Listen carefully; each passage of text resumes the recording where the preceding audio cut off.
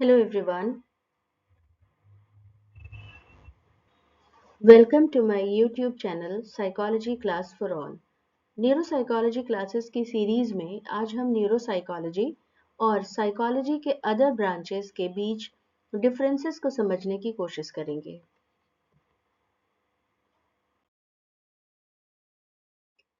Neuropsychology psychology की वो एक डिफरेंट या स्पेशलाइज्ड ब्रांच है जो ये समझने की कोशिश करती है कि हमारे ब्रेन स्ट्रक्चर और ब्रेन फंक्शंस और हमारे बिहेवियर, थॉट प्रोसेस, फीलिंग और कैपेसिटीज कैसे इम्पेक्टेड होते हैं एक दूसरे से और मनोविज्ञान की यानी साइकोलॉजी की अदर ब्रांचेस अपने अपने स्पेशलाइज्ड एरिया में क्या क्या परफॉर्म करती है या क्या क्या डील करती है। इस रेफरेंस में सबसे पहले क्लिनिकल साइकोलॉजी और न्यूरोसाइकोलॉजी। सो क्लिनिकल साइकोलॉजिस्ट का मेन काम या main function mental health related issues को समझना और उसका ट्रीटमेंट करना होता है, जैसे कि depression, anxiety, personality disorder, phobia etcetera. ये ह्यूमन बीइंग की या इंडिविजुअल की फीलिंग्स, बिहेवियर और लाइफ की डिफिकल्टीज को समझकर एडवाइस और थेरेपी देते हैं। वहीं न्यूरोसाइकोलॉजिस्ट का काम ध्यान इस बात पर होता है कि यदि ब्रेन को चोट लगे या स्ट्रोक हो जाए या ट्यूमर डेवलप हो जाए या फिर मिर्गी, एपिलेप्सी या डिमेंशिया जैसे न्यूरोलॉजिकल डिजीज डेवलप हो जाए, तो ह्यूमन बीइंग के सोचने, याद रखने, बोलने और डिसीजन लेने या फीलिंग्स पर क्या इम्पैक्ट पड़ता है। वो ये बिहेवियर के रूट कॉज को ब्रेन के फंक्शंस, न्यूरल नेटवर्क और डेफिसिट से जोड़कर देखते हैं।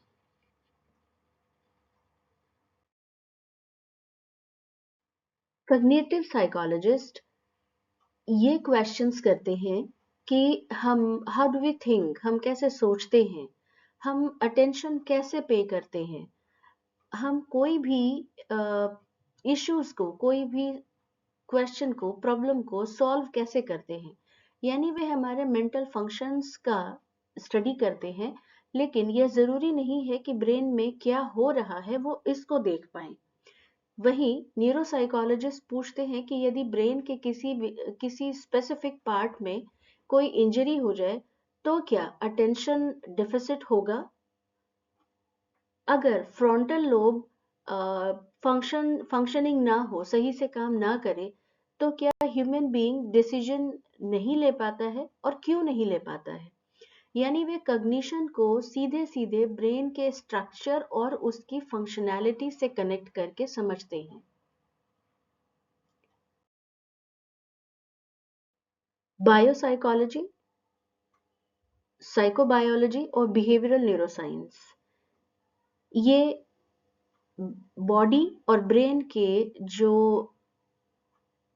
फंक्शनैलिटी है या उसकी जो कनेक्शंस है, जैसे न्यूरॉन्स, हार्मोन, फिजियोलॉजिकल प्रोसेसेस, इसको स्टडी करते हैं और ये देखने की कोशिश करते हैं कि ये सब मिलकर या अलग-अलग ह्यूमन बिहेवियर को कैसे कैसे प्रभावित करते हैं या कैसे इम्पैक्ट करते हैं। वहीं न्यूरोसाइकोलॉजी इस सेंस में डिफरेंट है इस बायोलॉजी या बायोसाइकोलॉजी से कि इनका फोकस जनरली क्लिनिकल सिचुएशंस पर होता है, ब्रेन के डेफिसिट्स पर होता है या न्यूरोलॉजिकल डिजीजेस पर या न्यूरोलॉजिकल डेफिसिट पर होता है। इनका न्यूरोसाइकोलॉजिकल असेसमेंट पर होता है जो किसी न किसी सिम्टम पर डिपेंडेंट होते हैं। तो वो इस क्वेश्चन का आंसर ढूंढने की कोशिश करते हैं कि ब्रेन के किसी एरिया के खराब होने पर बिहेवियर के कौन से पार्ट में किस पर्टिकुलर टाइप का चेंजेस देखने को मिलेगा या मिलता है।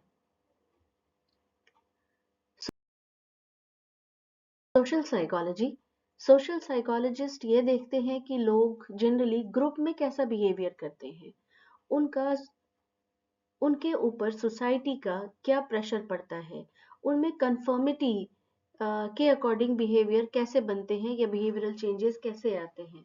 सोशल इन्फ्लुएंस क्या होता है, ग्रुप एक्चुअली बनता कैसे है, सो ग्रुप डायनेमिक्स क्या होती है, और इन सब से यानी सोशल प्रेशर से, कंफर्मिटी से, सोशल इन्फ्लुएंस से या ग्रुप डायनेमिक्स से ह्यूमन बीइंग का इंडिविजुअल बिहेवियर कैसे चेंज हो जाता है।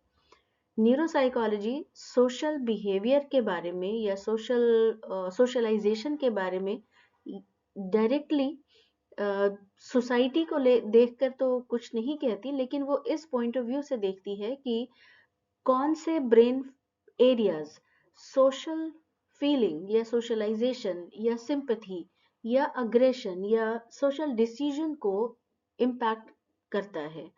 सो ये एक्चुअली सोसाइटी पर नहीं बल्कि मेंटल बेसिस पर या ब्रेन के बेसिस पर इंडिविजुअली फोकस्ड होता है। डेवलपमेंटल साइकोलॉजी ये समझता है कि बचपन से लेकर ओल्ड एज तक ह्यूमन बीइंग कैसे डेवलप होता जाता है। शुरू में डेवलप होता है, फिर न्यूरल सेलुलर डीजेनरेशन के अकॉर्डिंग वो जो नेचर की एक बनाई हुई है कि सेलुलर डीजेनरेशन होना शुरू हो जाता है आफ्टर 40। तो वो उसको भी हम ओल्ड एज की डेवलपमेंट ही कहेंगे कि वो ओल्ड एज की तरफ डेवलप हो रहा है, but other way declining period में है। तो ये चेंजेस, इन सारे चेंजेस के बीच में उसकी language, social development, learning abilities, personality और इमोशनल मेच्योरिटी, ये सब कैसे डेवलप होती चली जाती है। जबकि न्यूरोसाइकोलॉजी ये देखती है कि ब्रेन के डेवलपमेंट या किसी इंजरी या किसी डिजीज से बच्चे की लर्निंग एबिलिटी, उसकी लैंग्वेज डेवलपमेंट, उसके अदर एग्जीक्यूटिव फंक्शंस कैसे अफेक्टेड होते हैं। यानी neuropsychology mental development plus behaviour, इसके बीच में रिलेशनशिप को समझने की कोशिश करती है। Industrial organisational psychology industrial organisational psychologist ये देखते हैं कि ह्यूमन एम्प्लॉय मोटिवेशन या लीडरशिप या जॉब सेटिस्फैक्शन या वर्क एनवायरनमेंट, ये सब के सब कैसे एक दूसरे के साथ इफेक्टिविटी को बढ़ाने या घटाने का प्रोसेस करते हैं।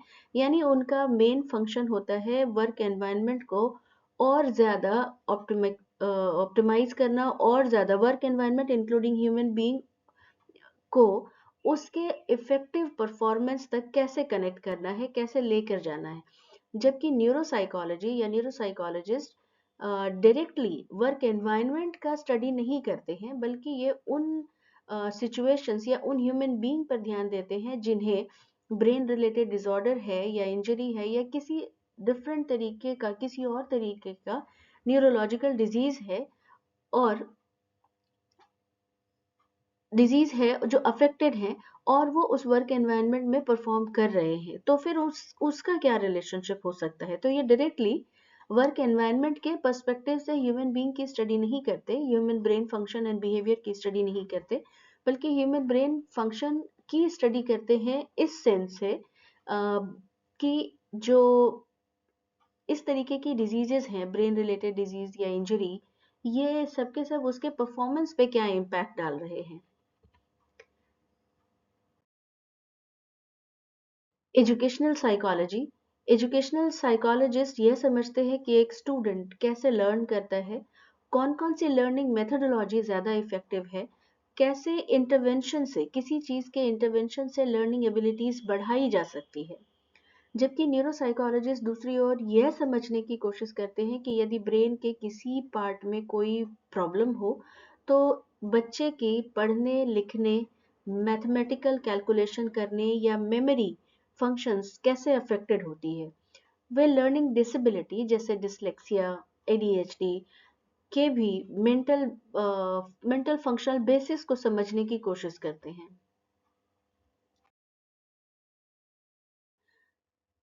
सो इन समरी ये कह सकते हैं कि साइकोलॉजी के जो ब्रांचेस हैं वो बिहेवियर, मेंटल फंक्शंस और सोशल रेफरेंसेस को समझने पे ज़्यादा फोकस्ड होते हैं, जबकि न्यूरोसाइकोलॉजी स्पेसिफिकली इस बात पर फोकस्ड होती है कि ब्रेन के स्ट्रक्चर और फंक्शन में और जो ह्यूमन बीइंग के बिहेवियर है, उसकी फीलिंग है, उसके कग्निशन है, इन दोनों में क्या रिलेशनशिप है और दोनों एक दूसरे को कैसे अफेक्ट करते हैं। तो न्यूरोसाइकोलॉजी के अदर कंटेंट्स के लिए stay connected to this channel. Thank you.